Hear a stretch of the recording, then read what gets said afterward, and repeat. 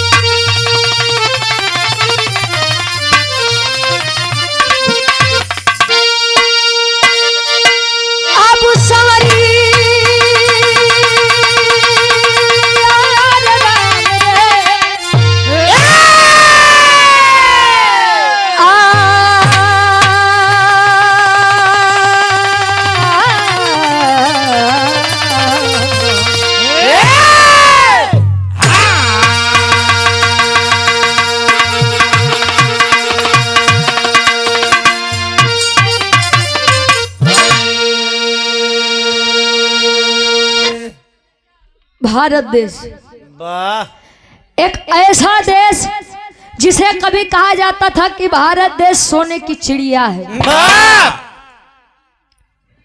ये बीती बातें थे गुरुजी। यहाँ इतिहास पढ़ाया कुछ गया और बताया कुछ जाता है और कहानी सामने कुछ और आती है। इतिहास सदैव वीरों का गाया जाता है। पहले के पुरनिया कहा कि रघुकुल रीति सदा चली आई। मेहरारू पर जुल्म ढाई एक मर्द तो तू आज के वीर है ना, क्या करबा। वैसे मेहरारू के ऊपर बड़ा जुल्म भरे का गुरुजी। क्या करे ऊपर हो सीता के देख ले। अच्छा उनके ऊपर नहीं भरोसा होता। सुपर्णखा के देख ले। अच्छा उन्हों से नहीं भरोसा होता। न विश्वास तारा से पूछ ले। वो कह रही हो बालिक मेहरारू रही। कुल मेहरारू का विपत नहीं डब्लू गुरुजी हमरे समझबे कर। पहले मेहरारू जनगणना करत रहे। लोग कहते हैं कि हर घर में वीर पैदा नहीं होते, तो यह भी सत्य है कि हर माँ वीर पैदा भी नहीं करती है।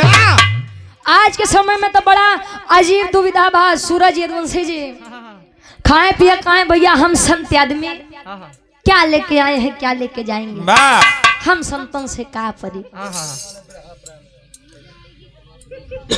बस 2 टाइम खाए के मिल जाए, बढ़िया पहिरे के मिल जाए, देश दुनिया में का होत बंसी का मतलब बा। कवि जी लिखाते हैं उन वीरन के बारे में कैसे गुरुजी।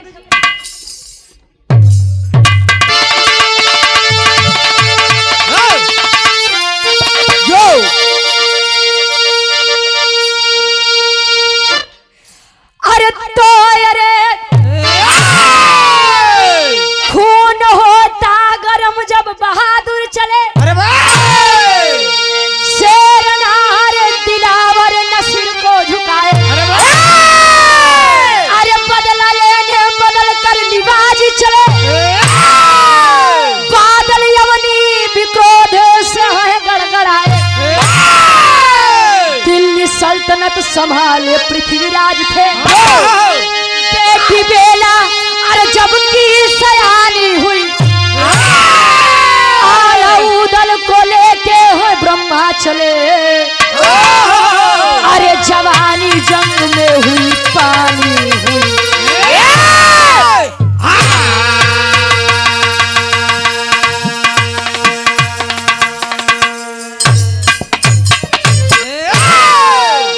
देखा हमारे बादल कभी लिखा था।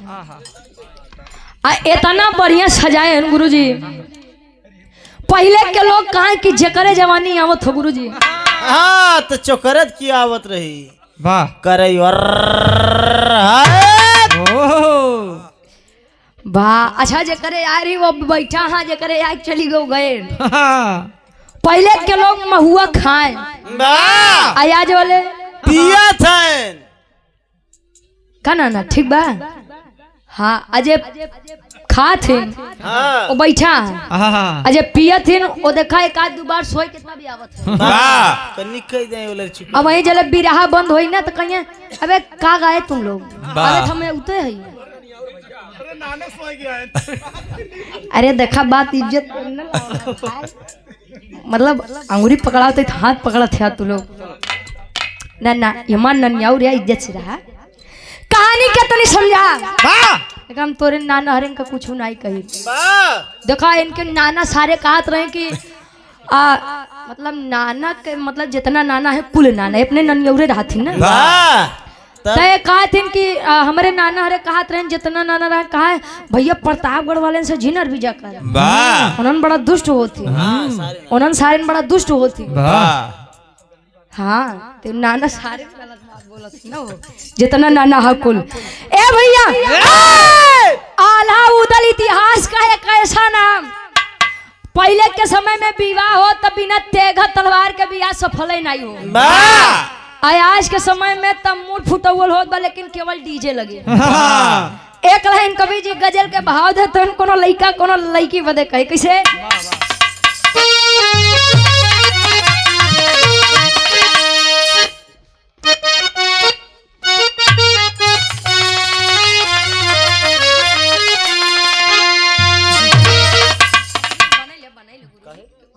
नहीं नहीं भाई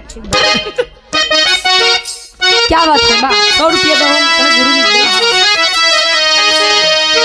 अरे पलट कर अरे पलट कर अरे देख ले जालिम अरे पलट कर देख ले जालिम तमन्ना हम भी रखते हैं पलट कर देख ले जालिम तमन्ना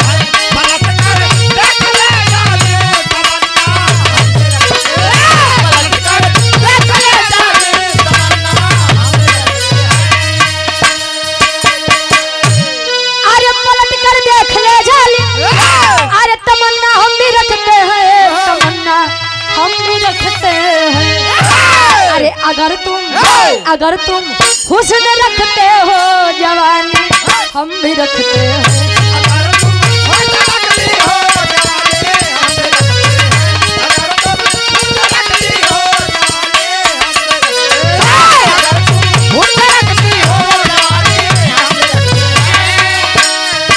कहे पलट कर देख ले जाना मेरे हो नानी आवत है ले दा बिल्कुल हाँ और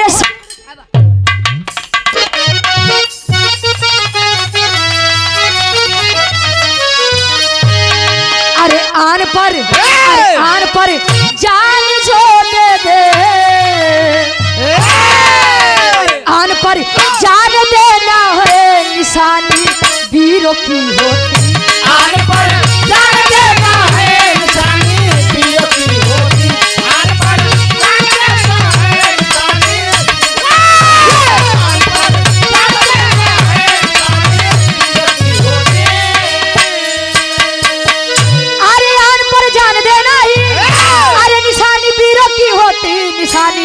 अरे वीरों की होती अरे अमर इतिहास दोहराए अरे अमर इतिहास दोहराए कहानी वीरों की होती अमर इतिहास दोहराए कहानी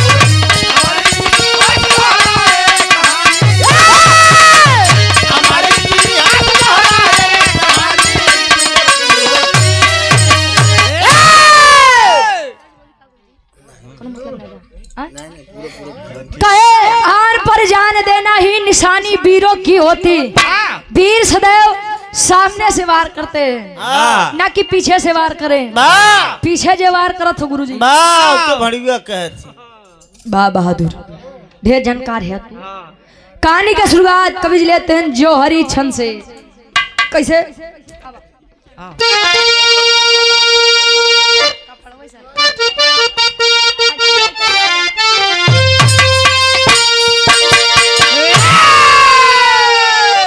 अरे जो शान के खातिर मरता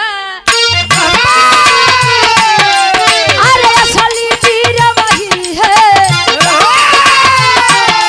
जो समर से है भागे समझो वो शेर नहीं है अरे लेकर जंगी जवानी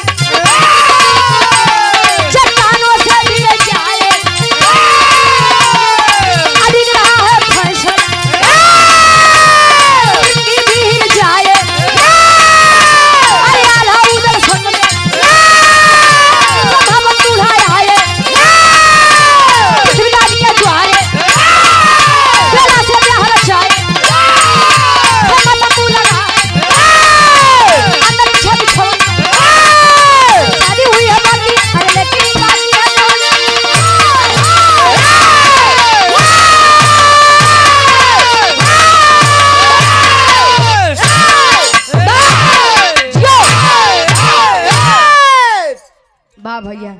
भाई वो हमार ढोलकिया बढ़िया बा, अब तोरी ना कूद जाए तोरे ऊपर तब मन बा। आवाज लग ले फिर भाई विश्वकर्मा जी के बात तो अलग, ये लोग देखत रहा पत्थरे से लड़का जन्मा में वाह, का जी ठीक बा? सही बात है यार। पहले ओके ठीक है जा कहानी तनी समझ ला। हंस यदुवंश के शान वीर आल्हा और उदल, आल्हा और उदल के चचेरे भाई थे ब्रह्मा। Serious serious matter. वाह आल्हा उदल के चचेरे भाई थे ब्रह्मा। बाप, वो ब्रह्मा नाई सृष्टि के रचयिता ब्रह्मा के नाई समझा। हाँ। वो चचेरा भाई रेन ब्रह्मा। वाह त एक बात बा कि अहिरन के खून बड़ा जल्दी गर्म होता। वाह, खून तोरे पानी बहात बका। अहिरन का खून बड़ा जल्दी गर्मा था। वाह दिल्ली सल्तनत को संभाले पृथ्वीराज चौहान बैठे हैं गद्दी पर। ओहो पृथ्वीराज चौहान की एक बेटी थी जिसका नाम बेला था, बाप, और एक बेटा था जिसका नाम ताहर था। वाह ता से तरबूज वाला वाह ताहर, हम कंफ्यूज हो गए नाहर और ताहर में। उ लइकवा अच्छा शादी हुई बेला और ब्रह्मा से। तले पृथ्वीराज चौहान आदेश भिजवा दिए कि अगर बेला के गवना ले जाए के हो वाह तब दरबार में आए तो सर झुका करके आए, तब बेला का गवना होगा, नहीं तो नहीं होगा। वाह, आना होगा सर झुका के आना। अब भाई अहिरे का खून नहीं बर्दाश्त बा के रे साला, मतलब कि हम लड़के हो करके वर पक्ष से हो करके जाई, हम लड़की कैती वाले के सामने मुड़ी झुकाई के बाप, नहीं हो सकत। अब तो बात इज्जत पे बात, अब तो गवना आई चल दिया है ब्रह्मा आल्हा और उदल को लेकर के। जब पहुंचा दिल्ली सल्तनत तले ताहर आदेश सुनावत बा अपने जीजा ब्रह्मा के। कैसे एक लाइन गीत लगत बा, गीत मार्केट में बड़ी वायरल बा बड़का बाऊ। कैसे अब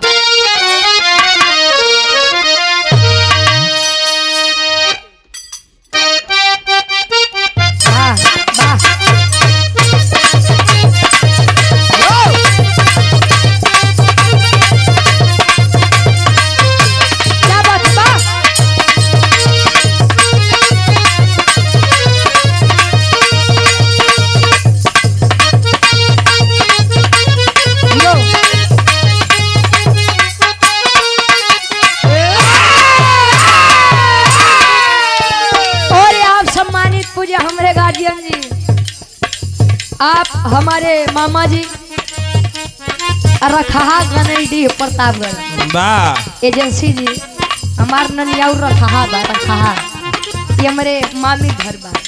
वाह, तोरे मामी के नहीं है रे। हाँ नाना घर हमारे रखा गनडी बा। एक बार बाहर चला गावे हाँ, तो दिखाई प्रतापगढ़ का हमार ननियाऊ का बा। हाँ, रखा वाले राख नहीं। रखा वाले हाँ, रखवा ले तू। तू समय लौटाई देती। अरे वाह, सम्मानित हमारे गार्जियन जी आप संजय यादव हमारे मामा जी, पेशकार दीवानी न्यायालय प्रतापगढ़ से 500 रुपए का सम्मान। बहुत बहुत धन्यवाद। आशीर्वाद के चारी कीमत से अपनी कला में कामयाब रहे।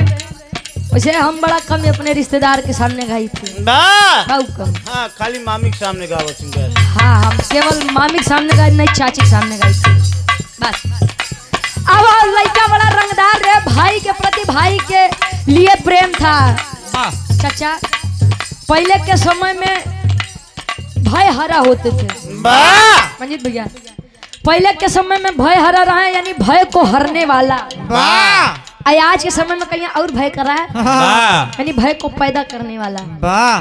हम तो कही थी भाई भाई होए तो कुंभकर्ण जैसा हो।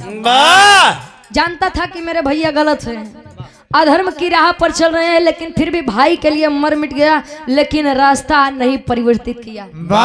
बाहर छिपे रावण को सब खोजते हैं, घर में छुपे विभीषण को खोज लीजिए, विनाश होगा ही नहीं। घर का भेदी लंका ढाए। कब चले भैया, होशियार है। वो भाई के प्रति भाई का प्रेम था। भाई क्या कहे,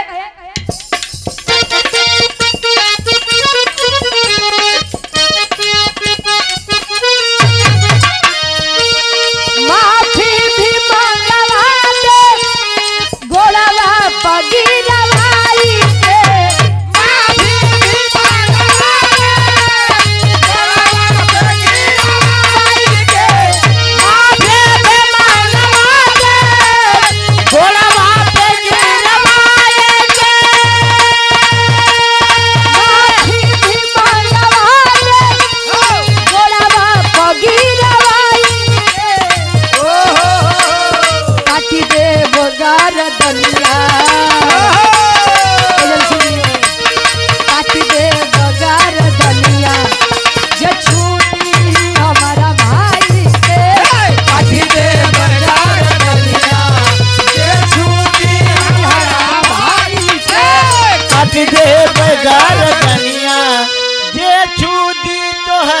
माई के ठूकी हो ठूकी। मतलब हमरे मम्मी उरे आए कि तू यार माई तक बात जात जे छो दे हमारा भाई के बा हम का सोचती तोहरा माई की।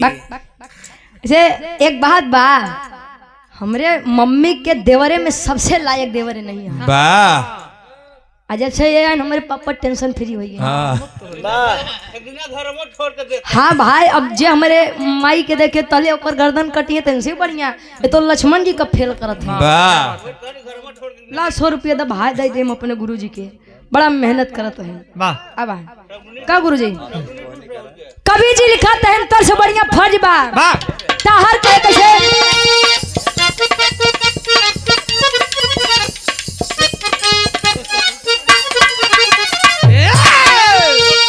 बोला है ताहर ब्रह्मा से पितु का मेरे आदेश सुनो। बोला है ताहर ब्रह्मा से पितु का मेरे आदेश सुनो।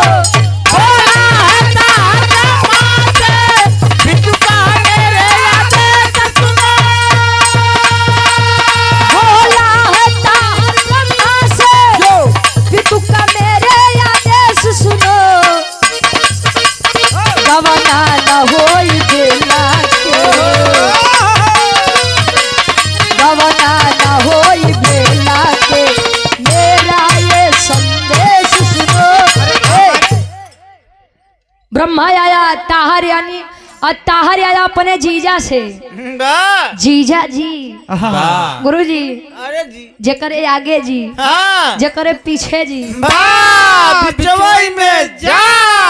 अरे बाहर जीजा जी बताओ ऐसे ऐसे सार पड़ा है बा बचोले, ऐसे ऐसे सार पड़ा है। बा उले अपने जीजा के कहा कि ए लड़के वाह बाहरे रुक जा। काहे काहे हो काहे कि उ बाऊ संदेशा भेजाए कि उ बहिनी के गवाना नाई होई। हाँ काहे सार काहे जले बियाहवा कई दी है त नाही, अब गौना में का दिक्कत बा। वाह औ हमारे साथे नाई जाई। वाह डबलू गुरु जी जब वो हमारे साथे नाई जाई बात सार तू रखबे तोहर बाबू। वाह बाहरे गुरु जी वो कहे कि अगर शादी हुई है तो मैं गवना यानी अपनी पत्नी को लेकर के जाऊंगा। वाह पहले शादी हो तो गवना 3 साल 5 साल 7 साल 11 साल 13 साल 15 साल बाद जाए जितेंद्र भैया। बा तो जब गवना के दिन पड़े तो दुल्ही बेचारी डराए कि पता न हमका सास ससुर कैसे मिली है, हाय हाय हमार दुल्हा कैसे मिली। माँ जेठाऊ कैसे मिले। जेठो तो बड़ी टेंशन आय। अच्छा आज के समय में जब बियाह होता है जितेंद्र भैया तले सास ससुर डराते पता न हमको पतो कैसे मिली, पता न महीना 2 महीना रहा दे कि बेटवा साल गाय दे। वाह और उनसे ज्यादा तक भैया लोग डराते पता न महीना 2 महीना जिया दे कि नीला डर कितना जने बे केवल फेरी में पड़ा है देखत है घूम घूम के। हाँ बियाह नहीं कर समझाई। काहे कि गौना नहीं होगा, क्यों नहीं होगा, पिताजी ने रोका है और गौना ले जाना है तो दरबार में सर झुका करके जाओ। वाह तो वीर वो होते हैं जो शान के लिए मर मिट जाए लेकिन झूठी शान के लिए नहीं जिए। मैंने पूरी रामायण देखा है और रामायण के लास्ट में मुझे रावण का एक डायलॉग बड़ा पसंद आता है। वाह कहीं जो कायर होते हैं जो डरते हैं वो जिंदगी में पता नहीं कितनी बार मरते हैं, वाह और जो निडर होते हैं वो केवल एक बार मरते हैं। वाह रावण जिस शान के साथ जिया है उसी शान के साथ मरेगा। वाह ये हमको पूरी रामायण में बड़ी अच्छी बात लगी। गुरुजी हाँ जब गवना खातिर मना होत बा तले ब्रह्मा कहत बा कि आवा सार आवा पहले तू ही से हो जाए तले बहिनी तक जा। वाह आवा बा बहन तो हाथ ले जा सार। हो का एक लाइन गीत लगत भाई हमारे काकी दादी वाली कैसे।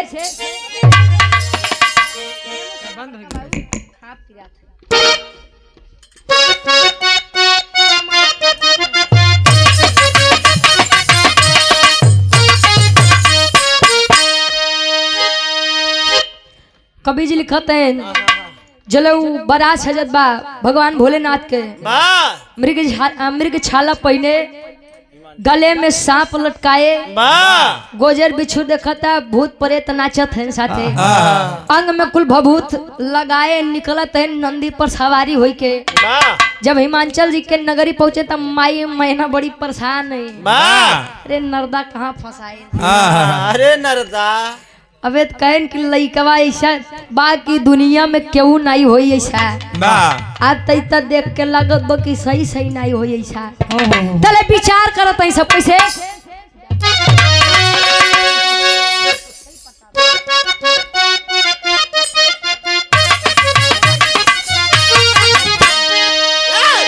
अरे ऐसन बरतिया ना देखे अभी तक दिया करे धक्का।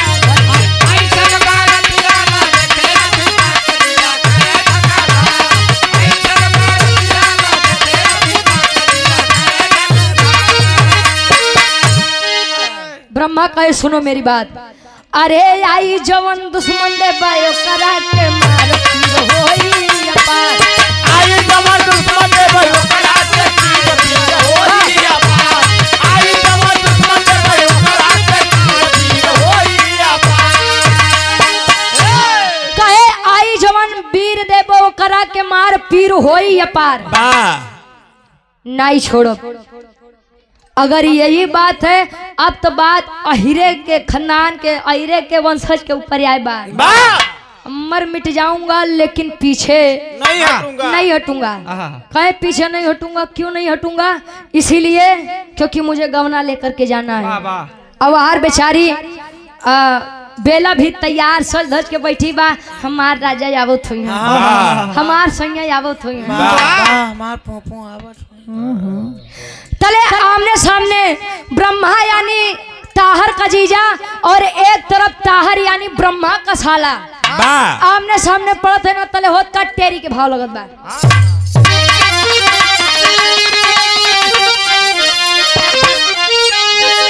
अरे राम बहनोई नाही चीन्हे सरवा, अरे तो बहनोई नाही चीन्हे सरवा, तो अपने हाथ से धोया बहनी के लीलरवा।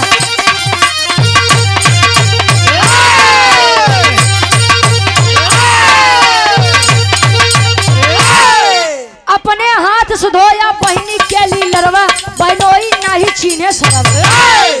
मतलब इतना चूतिया पड़ा रहे कि बतावा बाऊ ओकर काहे कि गवना नहीं होए, कम से कम हो तो समझा ही सकता ही रहा। वाह जन हमका लागत गुरुजी अगर सबसे ज्यादा दिमागदार आदमी रहत हुए हैं वाह तही अपने कलयुग में आए, हाँ नहीं तो क्यों गवना बड़े मर मिट जाए तो क्यों देश बड़े मर मिट जाए। वाह वैसे मेहरारू बदे ज्यादा मरत रहे।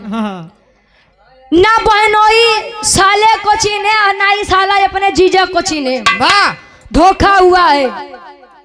अब ताहर सोचत बा कि ऐसे तो ऐसी नहीं जीतब गुरुजी, ऐसे तो ऐसी नहीं जीतब। अच्छा गीता में भी लिखा गया है कहीं कहीं मारे वीर तो कहीं कहीं मरवाए वीर। तोरे वीर एक भला करे। कहे कहीं कहीं मारे वीर तो कहीं कहीं भागे वीर। जहाँ बल ना काम करे वहाँ छल का इस्तेमाल करिए। वाह हाँ नहीं तो कुल तोरी की नहीं हो, नहीं तो गांधी जी जैसा हो एक हाथ के मारे गाल दूसरा आगे कह दे। जमाना ही बगुरु जी तो एक हाथ के मारत बा तू ओके 10 हाथ मारा। वाह तले तो तहाई दुनिया में ठिकान बनाई तो जैसा जैसा हाथ मारी है। हाँ ई जमाना बा। ताहर कहे अपने जीजा ब्रह्मा से, अरे जीजा तू तो बुरा मान गया। वाह अरे हम देखत रहे तू हमारे दीदी के हमारे बहनी के रक्षा अच्छा कैले बा कि नहीं। वाह हाँ परेशान न हुआ, आवा चला बहन हमारे एकदम तैयार बा। चला रक्षाबंधन कैले। कहे बहन एकदम हमार तैयार बा। अच्छा लेकर चला है ब्रह्मा को, आला उदल अपने काम में लगे और वहीं पर धोखा किया है ताहर। धोखे से अपने बहन के सुहाग ब्रह्मा को खंजर चुभा करके जब जान लिया, आय हाय गुरुजी संसार में कोई किसी का हो चाहे मत हो, नारियों का अगर इस संसार में कुछ है तो केवल और केवल उसका पति है। वाह जौन माई बाबू कहा थे ना कि बिटिया जात यहाँ जा, ढेर दिक्कत हो तो तहार माई बाबू जियत है। बस झगड़ा लड़ाई के 2 महीना आई के अपने माई बाबू घरे रहा। वाह तले माई बाबू कहिए रे तने निक हो तू तो तहार ससुरे ठिकान लाग। बता रहे अच्छा एक बात यह भी है गुरुजी, कि शादीशुदा लड़कों की जिंदगी बर्बाद करने में सबसे बड़ा हाथ किसका होता है जानते हैं? किसका? घरारू का। अरे वाह। अगर शादीशुदा लड़कों की जिंदगी बर्बाद करने में अगर किसी का हाथ होता है तो वो उसकी माँ और उसकी शादीशुदा बहन का होता है। वाह जो न घरे में बेटवा पतों से ज्यादा शादीशुदा बिटिया दमादे के चले लगे तो ओकर नाश है बाई के जानी ला। चाहे 10 बेटवा करे घरे भरा हो लेकिन कुल नाश बा। नहीं तई होत है आज के समय में कि पहले दिन पहुना, दूसरे दिन ठेहुना और तीसरे दिन केहुना। तो जेकर जैसे जहाँ इज्जत बा वैसे करबा तो ज्यादा बढ़िया रही, नहीं तो तीसरे दिन केहुना। हाँ तो केहुने से पहुबा। आए हाय ताहर ने जब मारा है अपनी बहन के सुहाग, ब्रह्मा को बेला टूट सी गई। सोचिए जो लड़की अभी सुहागन हुई है और अपने ही आंखों के सामने उसके पति को अगर मार दिया जाए, वो भी मारने वाला कोई अपना हो, तो सोचिए उस लड़की के ऊपर क्या बीतेगा। बेला विलाप कर रही है, कैसे? बिरहा के आखिरी तरज लगत बा।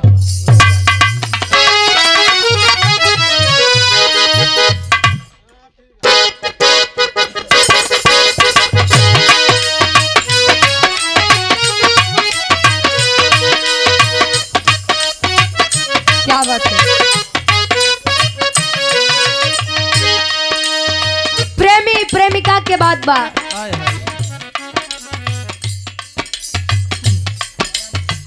हिंदी में प्यार, और उर्दू में मोहब्बत, और इंग्लिश में लव,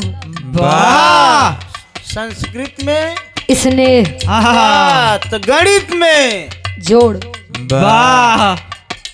एक गाना यार है कि सैया जोड़ा ना मिलौले हमारे जोड़ा में, अगुआ जोड़ा ना मिलौले हमारे जोड़ा में, दिया के जोड़ा में। लड़का सूट जाले। मुलायम यादव जी इसी ग्राम से 100 रुपया बहुत बहुत धन्यवाद बा। पूरनपुर पटखान के पाँव सर्जे में से बहुत बहुत धन्यवाद आशीर्वाद के चाह रही। तो लड़का लड़की में बड़ा अटूट प्रेम रहे और प्रेम आज के समय में मिल जाए तो बहुत खुशी की बात है। लड़का कहे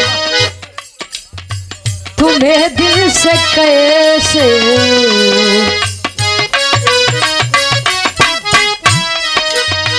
तुम्हें दिल से कैसे जुदा हम करेंगे,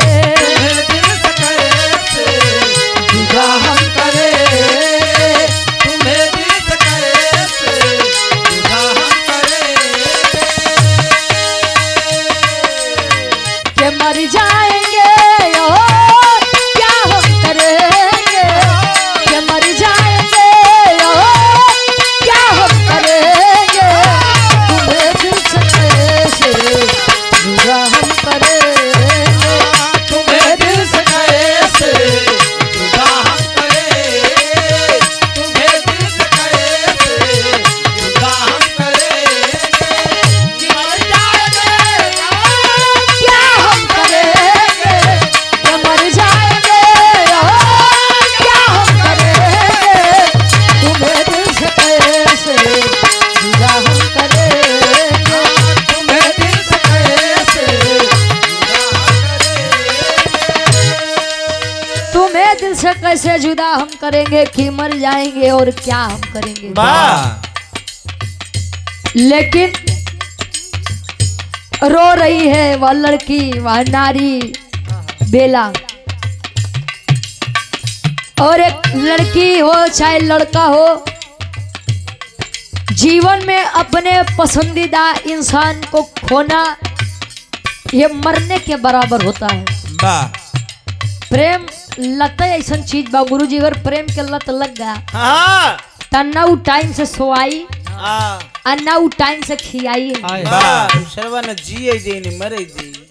बाहर रो रही है बेला और रो करके एक बात कहे, का कहे? जुर्म देख कर के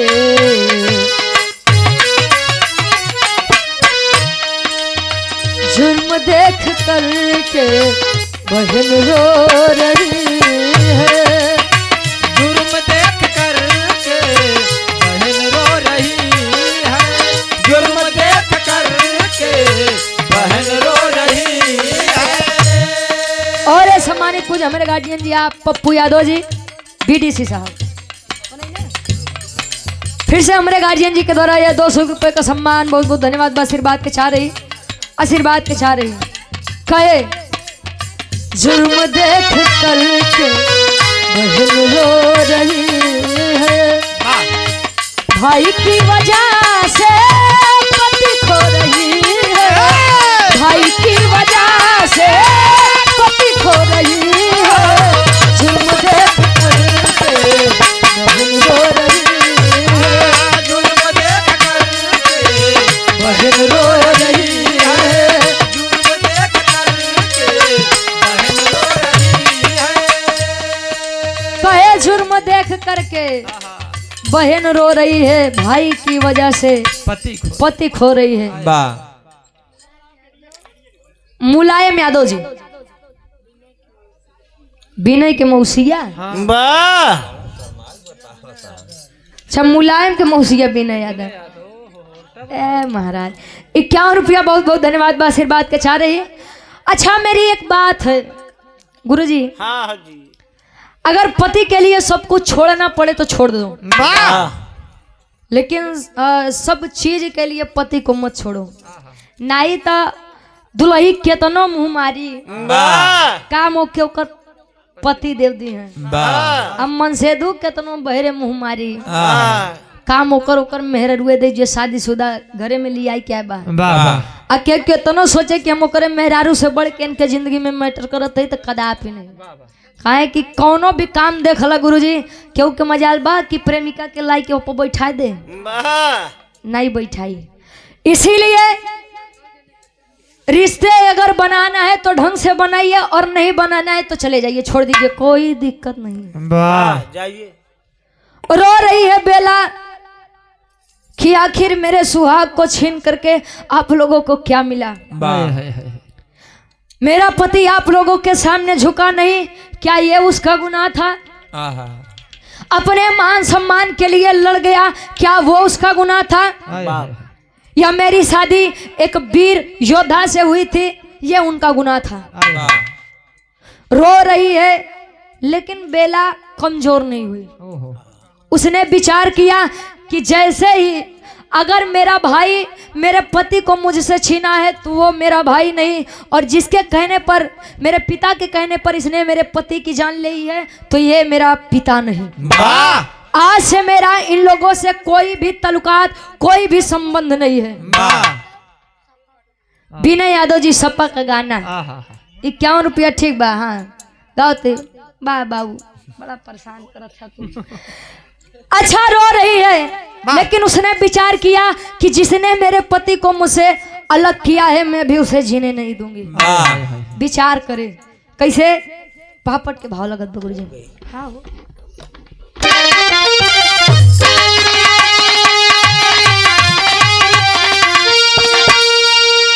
अरे बेला बनी है दुर्गा ले तलवार वार हम करबे हो। अरे बेला बनी है दुर्गा ले तलवार वार हम करबे हो। ता जिसने छीना मांगी का सिंगार वार हम करबे हो। छीना मांगी का सिंगार वार हम करबे हो।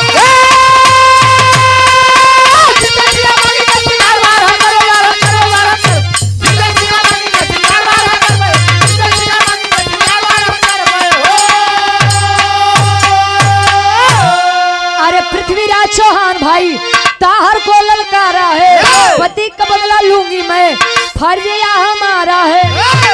अरे तूफान बन के खड़ी है, आया ज्वार वार हम करबे हो। अरे जिसने लूटा मांगी के श्रृंगार वार हम करबे हो।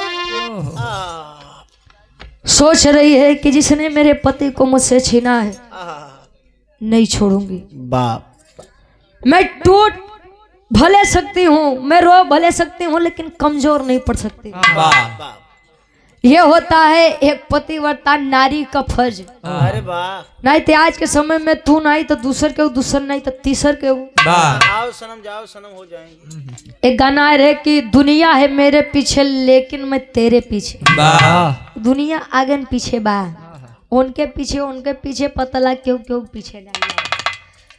विचार की है बेला और निकाल करके तलवार खड़ी है और खून की प्यासी है अपने भाई ताहर के लिए। वाह कूदी है भी सभा में, ताहर कुछ समझ पाता इसके पहले ही बेला की तलवार चली और ताहर का सर धड़ से अलग हुआ। वाह अपने भाई को अपने पति के लिए वह लड़की मारी है और उसने कहा कि मैं एक वीर पुरुष की विधवा बन करके रह लूंगी, लेकिन ना मर्द का हाथ नहीं थामूंगी। आई दुनिया बड़ी जालिम बा गुरुजी। हिया जले कमात रहा बा तले लोग सलामी करिए और जोने दिन कमा बंद कर देबा या दुल्हा इस दुनिया को छोड़कर चल दिया तो ये दिन 10 रुपया तुम्हें दे बदे लोग परेशान हुए कि अरे यार 10 दे तो पता नहीं 5 लौटाई कि नहीं लौटाई। वह लड़की है, बेला है, एक अबला नारी है, कमजोर नहीं पड़ना चाहती थी, इसलिए उसने विचार किया कि मैंने अपने पति के हत्यारे को मारा है और अब मैं भी नहीं जीऊंगी। चली है अपने पति की लाश के साथ सती होने के लिए। और इस बात का प्रमाण है, का प्रमाण बगुरु? आखिरी भाव, खड़ी के भाव।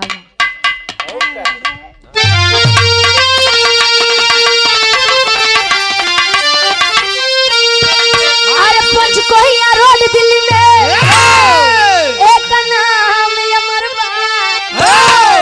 अरे पंचकोहिया रोड दिल्ली में एक नाम अमरबा। भारी जंगल में बेला सती धाम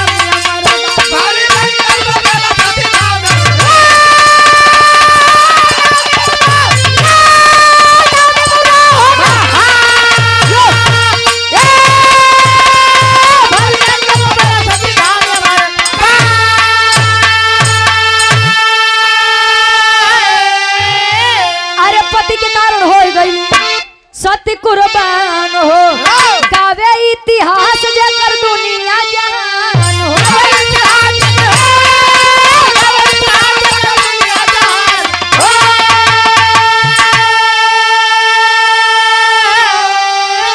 अरे नारी के खातिर एक नारी के अरे पहचान अमर बा। अरे नारी के खातिर नारी के पहचान अमर बा। भारी जंगल में बेला सती धाम। पंचकोहिया रोड दिल्ली में एक नाम अमर बात। भारी जंगल में बेला सती धाम अमर बात। चली है वह लड़की बेला अपने पति की लाश के साथ सती होने के लिए। सती हुई है और इस बात का प्रमाण आज भी है दिल्ली पंचकोहिया रोड में। आओ वही के बगल एक भारी जंगल बा का कवि जी। भारी जंगल है पंचकोहिया रोड के किनारे। वहीं पर एक तीर्थ स्थल है, पाक तीर्थ स्थल है, जिसका नाम सती बेला धाम है। वो और कोई नहीं बल्कि पृथ्वीराज चौहान की इकलौती बेटी बेला और ब्रह्मा की पत्नी थी, जो अपने पति के लिए सती हो गई। ये होता है एक पत्नी का एक पति के लिए फर्ज। पहले के समय में दुख सुख साथे बितावे, अब तो सुख में रही है दुख में रही हम जाते नहीं है। जब कुल ठीक हो जाए तब बुलाए तब आऊ। ठीक बा वाह, एकदम करेक्ट बा। ये होता है एक पतिव्रता नारी के लिए, पति के लिए त्याग बलिदान का गुरुजी। हाँ जी। अब तो देखा था, अब तो कुल प्यार एक कई चीज में छुपा बा। वह करवा चौथ वही के मामा का थे, वही के अपने दुल्हा के रूप में देखा थे। हमके हाँ वही चलनी में देखिए, अब जान ला बस वही में दुल्हा का आयु लंबी होता पता लाग वही दिना भर गुरुजी। जान जाइए कि करवा चौथ आवत बात तो वही बहाने ले हैं चलिए चला हो तोरे बरे हम भूखी रहा पागल है का। 10,000 के बेचारे को चूना लगाई क्या होती, एक दिन भूखी रह जाएगी। इतिहास कहीं का मर ही गए रहे। हाँ गुरुजी। अब आखिरी में खानदान का परिचय बा। अब हम जानो थे कि झोला था गुरु बिहारी गुरुदेव गुरु रामलाल मुर्गा का। अरे स्वर्ग से चलिका कभी वो जनता विजय पता का हो।